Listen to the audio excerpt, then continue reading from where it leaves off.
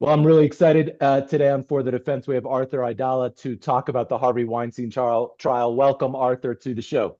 How are you? I've had like 2 weeks maybe to catch my breath. It's been a long haul. I met Mr. Weinstein just about 6 years ago. Yep. Yeah, right now, 6 years ago, right now. Well, you beat me to it. I was going to ask, you've been doing this for so long for Mr. Weinstein. How did you get involved in the case in the first place? Jose Baez. You know, Communication is a big part of lawyering. It's also part of being a business person. So I forget how I met. Oh, I met Jose through actually Geraldo Rivera back in the day, and we met and we were friendly. And so when he got retained after Ben Brafman left Harvey Weinstein, when Jose got retained, I just texted him like a good luck text, and he wrote back, "Hey man, I think I'm going to need your help." He needed a local counsel here, and so Jose brought me on board that many years ago. Awesome. Jose's a friend. We've had him on the show. He's a great lawyer. You know, the first time you tried it, Arthur, you tried it with another lawyer, Donna Rotuno. We had her on the show as well. This time you tried it with a different lawyer. I don't know how to say her last name, Jennifer Bonjean. Bonjean. Well, this is what happened really in a nutshell. So Jose brings me on, and then Jose and Harvey had their little dispute.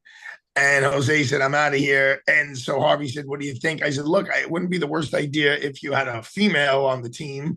Right. And he found Donna, and then I met with Donna, and I was like, "She's great." And then basically Donna, she tried the first case. Her and her friend slash partner, Damon Chironis. I was more or less local counsel. I did like one round of voir dire, and they did all the heavy lifting. I did a couple of witnesses, but and they got a really great outcome. I mean, he was facing life without parole on Annabella Shura, and they beat that case. And on Jessica Mann, they were facing rape in the first degree. They beat that as well. But the headline there was Harvey Weinstein has handcuffs put on him for the first time. Right. And then basically what happened was there was time for an appeal, and Mr. Weinstein, came to our firm to do the appellate work. I find retrials the hardest part of our job to do a trial a second time. But at least it sounds like you didn't have to do the whole first trial and then retry it. So at the second trial, of course, you get to do your style and your defense, which is obviously very different than the way Donna tried the case the first time around. Yeah, I mean, look, I I'm very comfortable in that courthouse. It would be it would not be accurate to say that the two different judges, did not play a tremendous role in these two trials. Judge Burke, who tried the first case, was just a very different kind of judge and much more restrictive. He had never been a defense attorney. He wasn't known as being a big trial attorney when he was in the Manhattan DA's office. Whereas Judge Farber, who we tried the case against now, he was a prosecutor for many years in the Bronx, where he tried a lot of cases. Then he went in the defense bar. Tried federal cases. He tried state cases.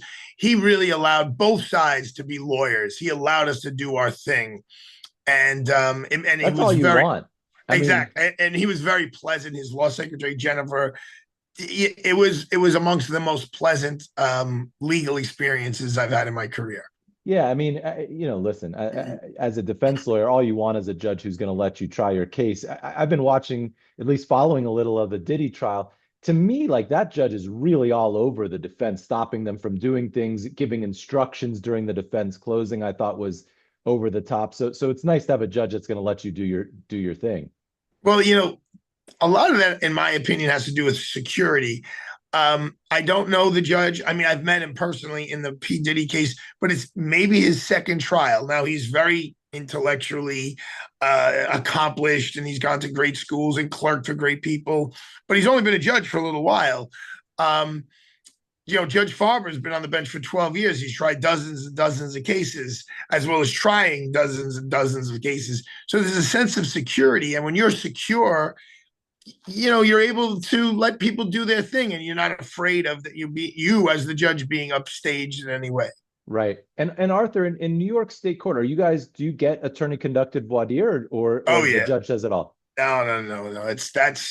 That's one of my favorite parts, honestly, because I'm a people person. I Yeah. enjoy learning. So, what neighborhood you grew up in? What do you like to? I mean, one of the questions I asked people back in April, whatever it was, 15, 16, I was like, all right, I'm going to ask everyone a great question. I was like, it's a gorgeous, sunny Saturday morning. Beautiful day. It's 70 degrees. It's not windy. And you could do anything in the whole world you want to do. Like, realistically, what do you want to do? And you get to hear who wants to go on a bike ride and who wants to walk in Central Park and who wants to go to the Yankee game. And, you get to learn about people. And then you kind of bounce those ideas around through the course of voir dire. And I always say it's the most important part because if you want to make, if you want to make Sunday Italian sauce, right? If you start off with bad tomatoes, it doesn't matter what you put in there. The Yeah. sauce is never going to be good. If you have jurors who are just from the outset, just so against you, it doesn't matter what the evidence is in your opening and the cross-examining, the summation. They're so predisposed against your client, whatever, you're done. So, voir dire is just tremendous. So when you do that, when you find out what they want to do on a Sunday or whatever, are you doing that to establish a rapport with them, or are you doing it to locate a particular juror that you want on there, or a little both? Definitely a little both. So there were two guys who said they wanted to go to the Yankee game. I incorporated that into my opening statement. I incorporated that into my closing arguments. Yeah. There are other people who wanted to sit home and watch MSNBC. When you're representing Harvey Weinstein, you don't exactly want to have the people on the jury who on a beautiful Saturday day want to watch, sit home and watch MSNBC. So it's definitely a little bit of both. You use anything they say to the best of your ability, throughout the course of the trial. You want them watching you on CNN. Sometimes yes, sometimes no. It depends what's coming out of my mouth. Yeah. So let's talk about opening a little bit. I love the opening that you gave. Of course, the government's theme was, Harvey Weinstein had all the power. You counter with a great line: "A casting couch is not a crime scene," which I absolutely loved. Mutually beneficial relationships. They used each other. Tell me, I mean, were you concerned at all with, how the Me Too movement has played into how we try these cases and saying that they used each other, or were you going all in sort of on that theme from the beginning? Let me just say it was something that I've learned because I did have the opportunity to speak to at least one of the jurors, and I specifically asked her, how much did the opening statements mean to you and how you view the evidence? Because I'm always out there lecturing and my own beliefs is like, it's huge, it's huge, it's huge. And that's exactly what she said. Oh, it had a tremendous impact. She's like, when, you told us they had 4 million reasons to lie and the consensual relationships that took place thereafter, you put our mind in the right place. When you talk about retrials, being difficult, but there are certain advantages. So I knew what two of the women were going to say, more or less. So right. I did something I never did. I made all these promises. I promise you Jessica Mann's going to say this. I promise you Miriam Haley's going to say this. Meanwhile, I could never do that. I mean, maybe based off of grand jury minutes, you could do it. Right. But I was basing off of grand jury minutes once, grand jury minutes twice, and then their trial testimony. So they weren't going to stray too far. These prosecutors were very diligent. They were not going to let them stray too far from what they said. So in the opening, I was able to say a lot of things. You're not going to hear one law enforcement officer. You were in a criminal court. There's no law enforcement. There's no DNA. There's no rape kit. There's no video. There's no audio, And then I had to lean into the he said, she said, Me Too, movement, that these were mutually beneficial relationships, friends with benefits, whatever you want to call it. So much has changed, David, in these 5.5 years. I mean, what you heard when we did jury selection in January of 2020, if anyone said to you the word Corona, you're thinking of a beer, not a virus, right? The name George Floyd was a name that nobody had heard of. Right. Donald Trump was still president. There's so many, the migrants things that went on in here. It's so at the time we tried the case in 2020, Me Too was the most important thing. Right. The people in Ukraine were living a peaceful, wonderful lives. Yeah. October 7th, the people in Israel were fine.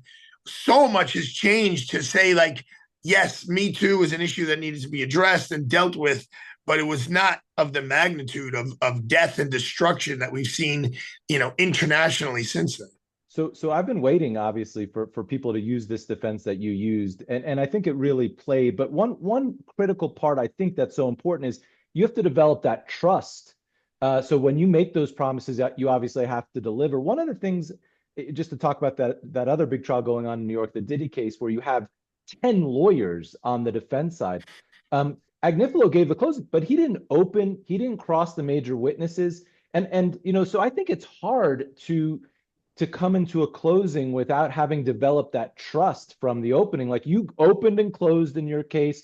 We're going to talk about some And of the crosses I that picked, happened. along those lines. I picked like 9 of the jurors were during my round of voir dire, right? So I had 9 of the jurors. I had, I did the opening. I crossed Jessica Mann, and I did some other significant, and they also heard me piping up to the judge sometimes here and there. And again, to your point, I mean, a lot of it is body language, even when they're walking in and out of the courtroom. One of the biggest compliments I ever get, is from not lawyers or judges. It's from court reporters and Yeah. clerks and the people who live there, right? They do these cases all the time.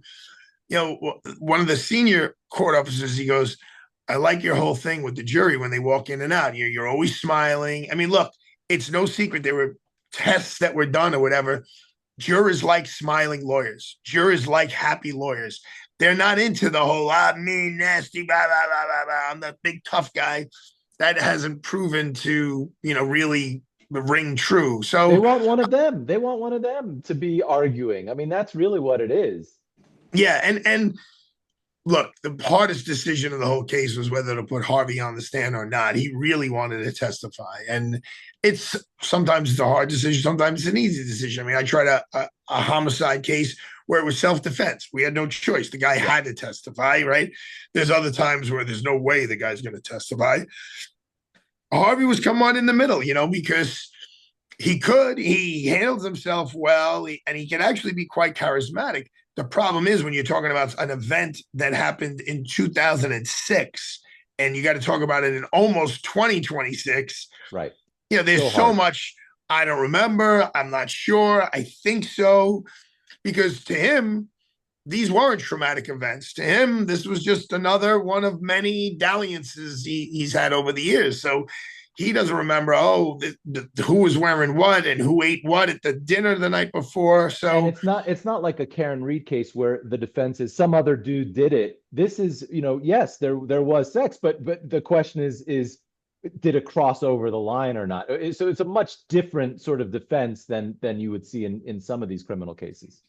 Yeah, I mean, and we opened on that. We voir dired on it, and we opened on it. It's like, look, we're not saying this didn't happen. Right. We're saying that it happened, but he was under the impression that everything was good. He was under that impression so much that he then called her the next day and said, "You want to meet again?" And in fact, she showed up and met again in a hotel room. Yeah. So where's everyone's mind at? I mean, it's really all about people's perception.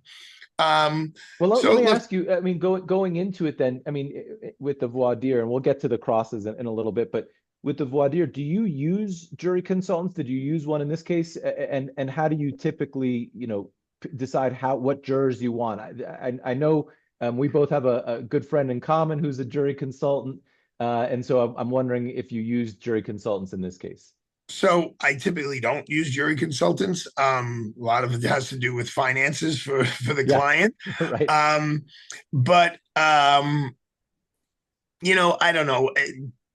Being around as long as I've been around and bonding with people and even knowing what neighborhoods people come from and kind of which way they lean, et cetera. And look, the election that just took place here for mayor in the primary, you could kind of some of that really holds true, right? If you're in Brooklyn, you don't really want someone from Park Slope, if on one side versus Sheepshead Bay, which is a very blue collar, working area.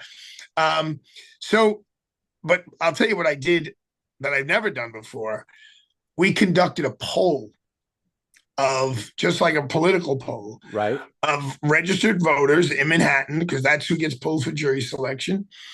And oh my God, I mean, it was horrible for Harvey. I mean, oh my God, it was over 90%, like was guilty. Like literally, Wow. I'm not exaggerating. I don't want to, it was 92 or Yeah, they just 93%. came in And they're like, wanting to convict. when you heard his name, and a lot of it had to do with the cumulative effect. And the jury we spoke to said the same thing held true at this case. In other words, and this were her words, if there were three different trials, it probably would have been not guilty on all three of them. But because, okay, did Johnny steal the cookie from the cookie jar? No, no, no, no, no. He didn't do it on Monday. Did he steal from Tuesday? No, I don't think he stole it on Tuesday. Well, did he steal it on Wednesday? Well, come on, Monday he didn't, Tuesday he didn't, Wednesday. Like one of these he had to It just start taking piles the up. cookie. It Yeah. piles up. So, again, Mike Sabella, who was by my side, he's the one who crossed Kaya Sokola, the newest person, and he really handled that whole part of the case. He's running around town saying, "Oh, I won the Harvey Weinstein case," which he deserves to say that he He worked his won his tail off. count. He He won his did. count. He did win his count. And apparently, according to what we found out in the jury room, he won it handily. Um, but he and I have picked a bunch of juries together, and a lot of it is gut, but a lot of it was the jury consultants based on the poll. So we did the polling and the jury consultant together, and they collaborated to see those 7 or 8% of people who did want to give Harvey Weinstein a chance during the poll. What did their profile look like? And so we kind of used some of that as well as using the jury consultants. And I mean, the jury at the end fell apart, right? Right. Everyone's like it was a hung jury. It would have been a hung jury. I mean, that we've been assured of that because they were like 3 or 4 people were like, "Oh, he's definitely guilty," but like 6 were like, "No, he's definitely not guilty," and it didn't seem like anybody was moving.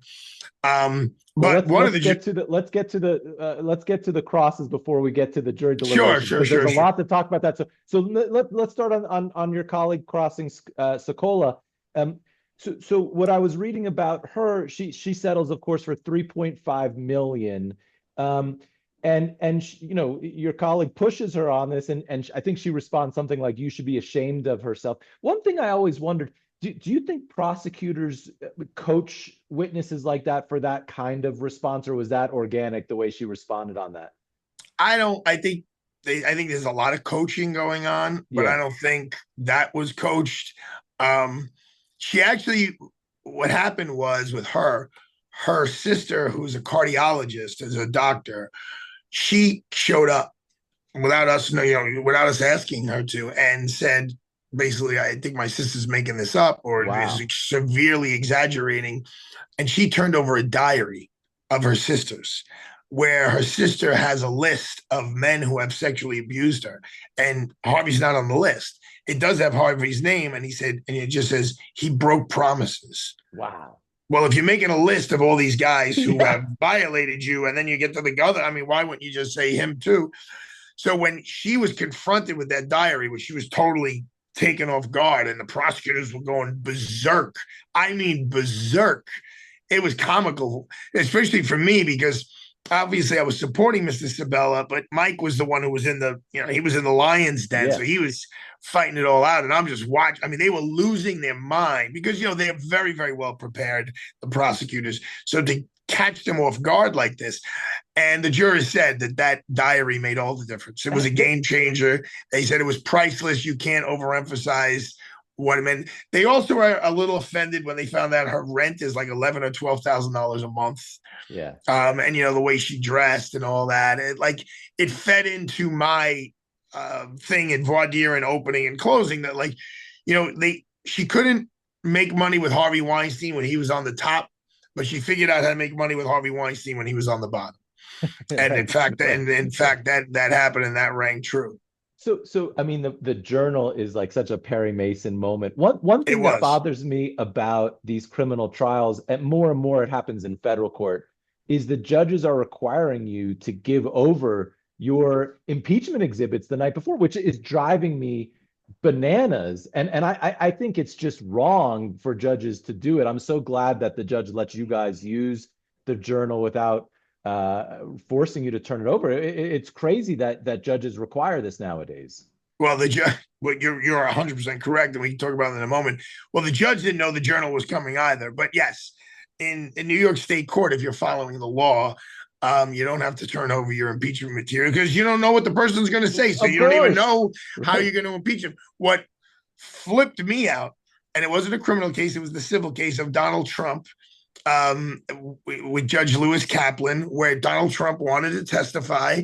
And the judge said, all right, I'm going to have the jury leave the room. He takes the stand. You do the examination in front of your adversary, and I'll determine what he can and cannot say. Absurd. It's I mean, totally absurd. that was really whacked out, man. I mean, Yeah. I don't know how the circuit court is going to handle that, but I hope they come down and say, no, no, no, no, no. We're not, even in a civil case, we're not giving your adversary that. I mean, this is the plaint, this is the civil defendant.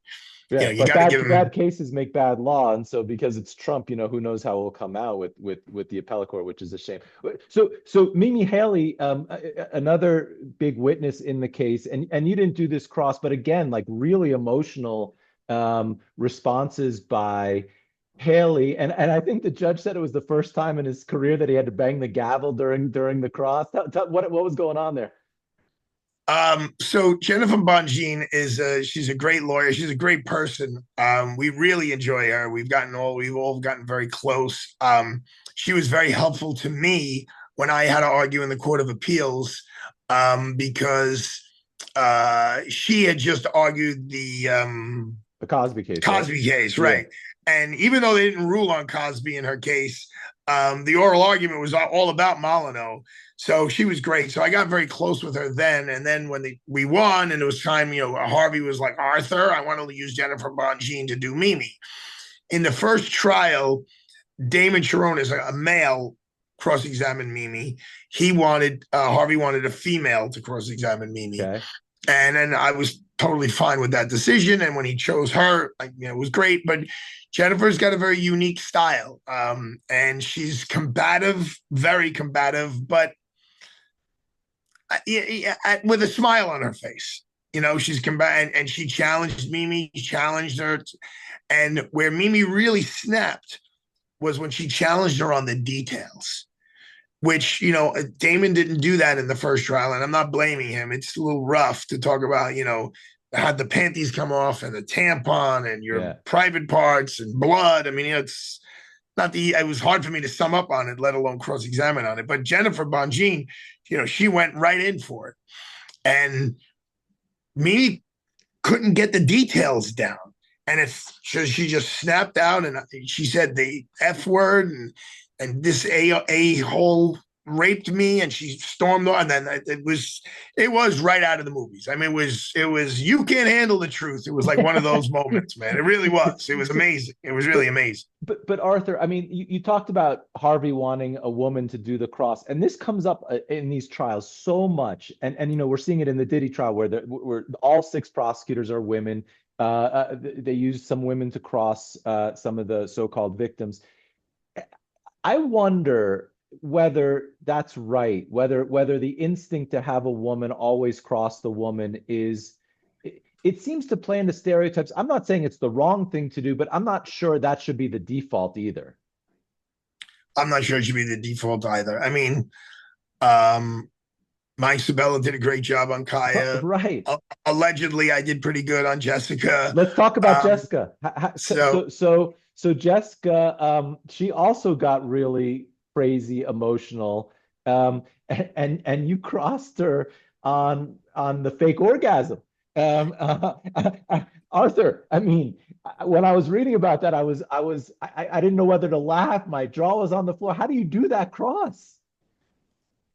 Faking an orgasm is deceitful. It's lying, right? It's lying. What are you doing? You're lying to somebody. I'm creating an environment, a scenario that is totally false. And so it played out in the media a little bit more dramatically than it did in the courtroom, although the prosecutors, again, were flipping out.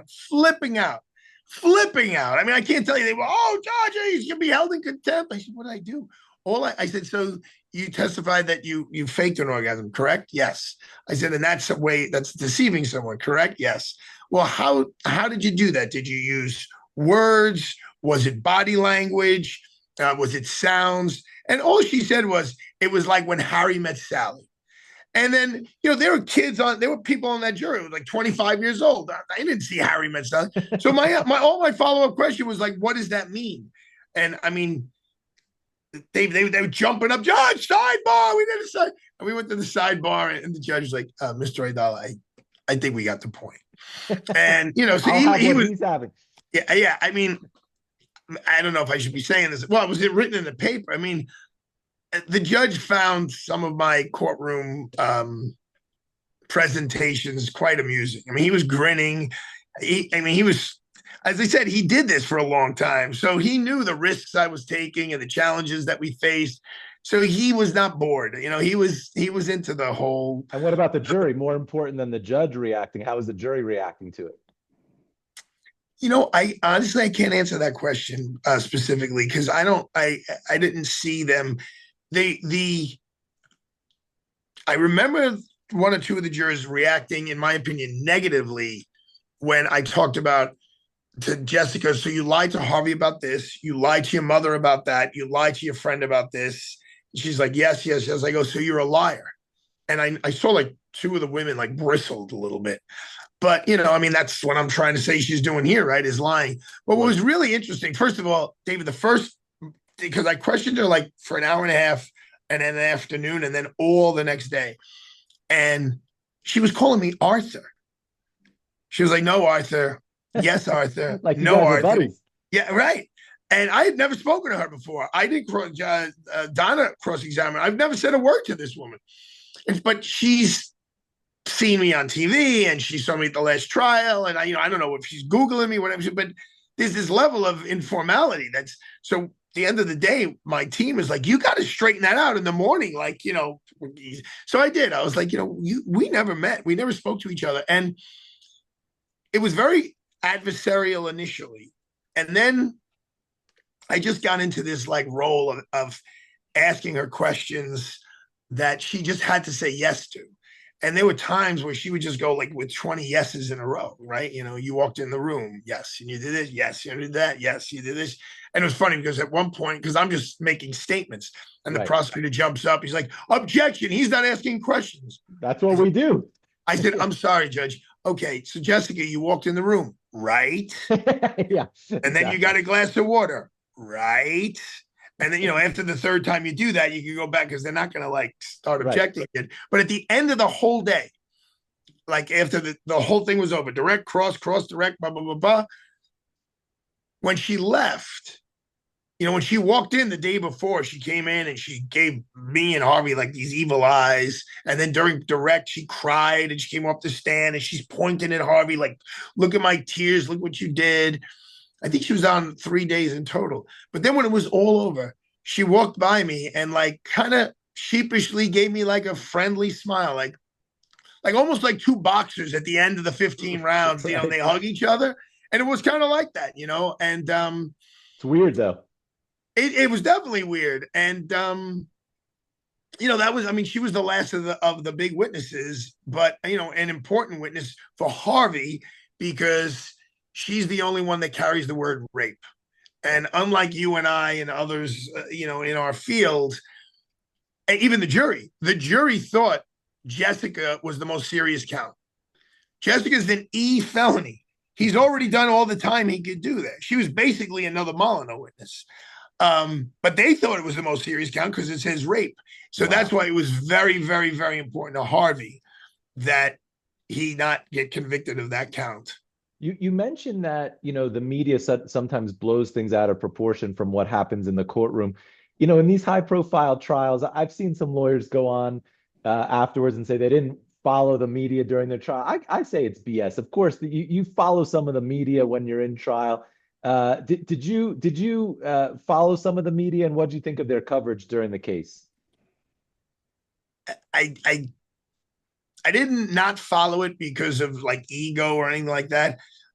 Bro, I was just busy. Yeah, no, I was really, besides that, I'm the managing partner. We have, hundreds of cases here, civil cases, surrogates court cases. And like, when I would come back from the office, like, everyone else on the trial team is either having something to eat and digging in. And I'm dealing with some a woman who fell in Madison Square Garden and fractured her ankle, and we're getting an offer. And Arthur, should we take this offer? I have a 3-year-old daughter, an 8-year-old son, an 18-year-old son, 2 octogenarian parents, an insane wife. I host a radio show every night from 6 to 7 p.m.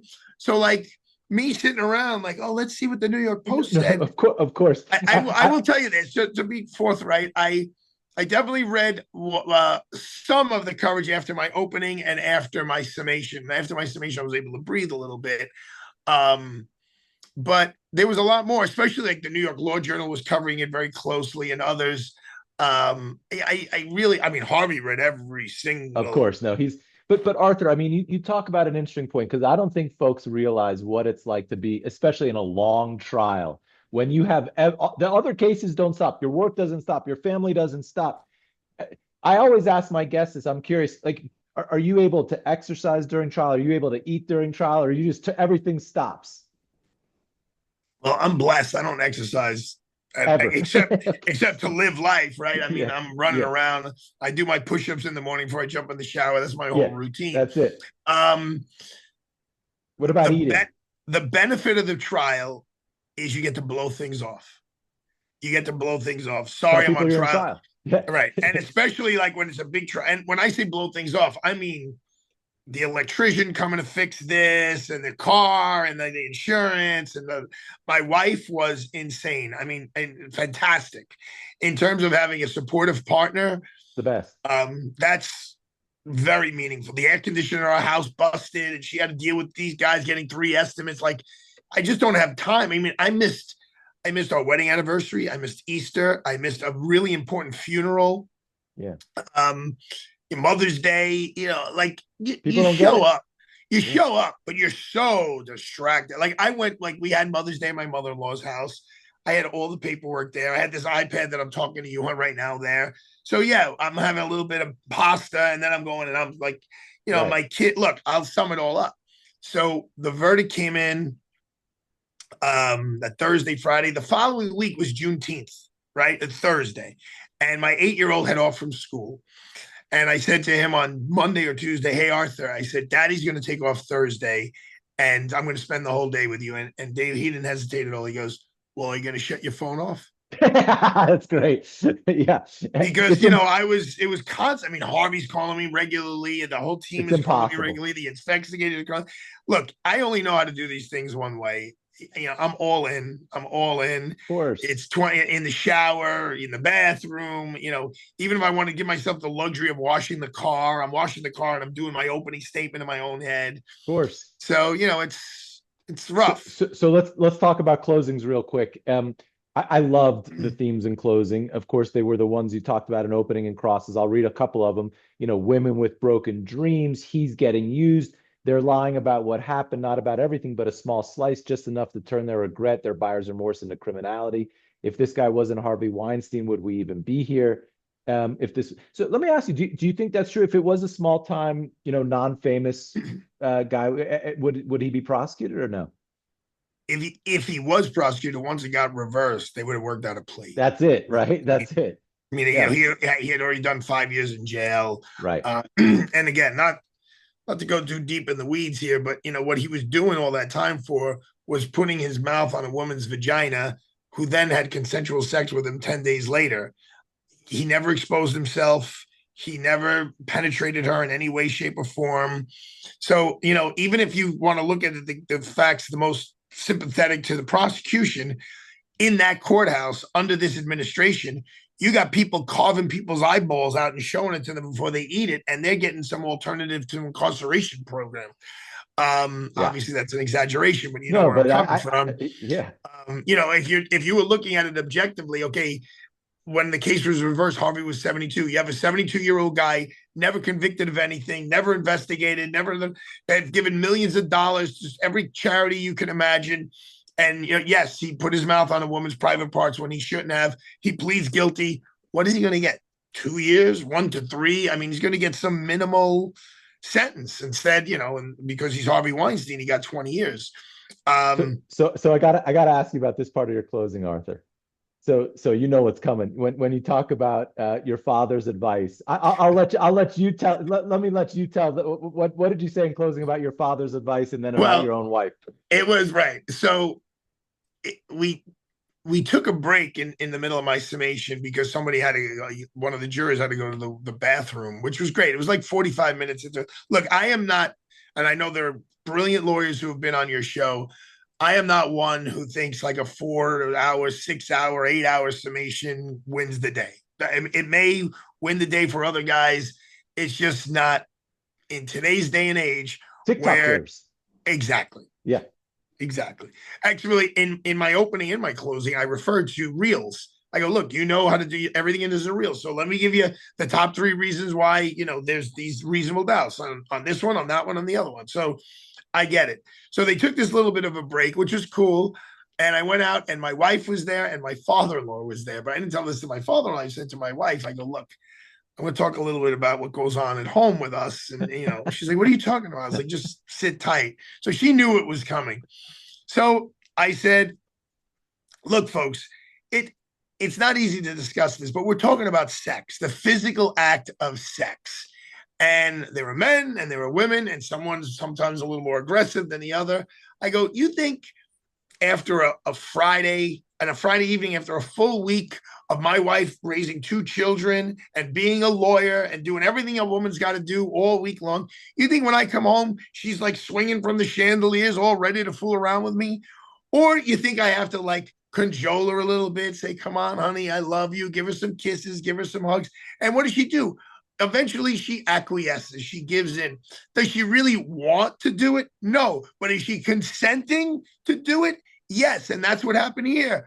I go, my father said, and this is the big line, my father said that if it was up to my mother every time they were going to fool around, well, me and my sister wouldn't be here. So then the prosecutor goes, objection. The judge goes, sustained. I go, okay, folks, I'm sorry. My mother was always ready to go. And the whole courtroom cracked up. The jurors cracked up. The gallery cracked up. And my nephew was there. And I looked right up. I go, Nicholas, don't tell that to your grandmother. And meanwhile, of a 2.5 hour summation, that's what all the media picked up on. They also picked up on something I said in my opening that I carried over into my summation, having to do my grandmother making Sunday gravy. And that if while you're making the gravy and you have everything in there, all the tomatoes and the garlic and the onion, and the meatballs and the sausage, and you're drinking red wine, and if you break that, if that wine glass breaks, it falls and it breaks. And my grandmother couldn't see where all the glass was. And there was a possibility that there was glass in that sauce that she made. She would never serve it to her family. And that's what reasonable doubt is. If she had a doubt, if there's glass in the sauce, you can't serve that to your family. Well, this is his life on the line. You can't find him guilty if you have that kind of a reasonable doubt. And I said it in my opening and I said it in my closing. And the prosecutor gave me the biggest compliment. She ended her 6 hour summation by saying, ladies and gentlemen, there is no glass in the sauce. I love the analogy. Good for the prosecutor to come back because they usually don't. I'm going to steal it. I can't pull off the Sunday sauce, but I can go with the matzo ball soup. So Yeah, I well, make no, the big one is the soup, the fly in the soup. But again, you mentioned about relating to jurors, of right? So course. juror number 3 was Dominic Positano. I don't remember his name, but and there were women on there who clearly knew their way around a kitchen, so they got it. And the juror I spoke to, she's like, everything, all of those little scenarios you gave us. She goes, those carried over into the I jury room. love it. I just love it. So it And makes you then feel like, this guessing game that we do being, trial lawyers, when you then speak to a juror afterwards and they like say, yeah, no, it worked. It made sense. It makes you feel like, all right, maybe I do know what I'm doing after doing this for 33 years. I closed in New York on my 50th birthday a couple of years ago, and I told the jury, some people say, you wouldn't want to be closing on your birthday, but there's nothing I'd rather be doing because this is what I love doing, and I have an innocent man. And the prosecutor in his rebuttal, just like yours, actually responded to it and said, I know what Mr. Marcus will be wishing for when he blows out his candles tonight, better evidence, which I thought was Uh, pretty good response yeah, from the when prosecutor. so I finished in the morning, then we went to lunch, and then she stood up and she really dedicated a big hunk of her summation when she stood up the first time to me, which is always, I mean, I was Yeah. taught as a prosecutor never do that, right? Yeah. Because Yeah. it's just bolstering. Oh, Of and course. Mr. Aidala said this, and she's repeating everything. Clearly, someone I think said something to her overnight, and she never mentioned my name again because the first day she was Mr. Aidala, Mr. Aidala. Yeah. Then the next day was the defense, the defense, the Right. defense.